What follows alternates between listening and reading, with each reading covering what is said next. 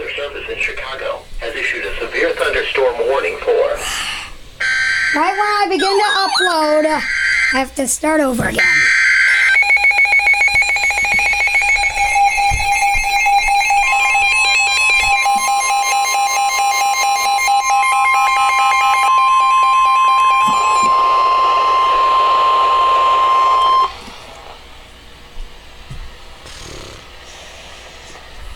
The National Weather Service in Chicago has issued a severe thunderstorm warning for northwestern Lake County in northeast Illinois, southern McHenry County in northeast Illinois until 8:15 p.m.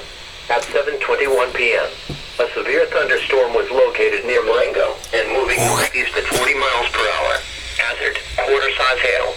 Source, radar indicated. Impact, damage to vehicles is expected. The severe thunderstorm will be near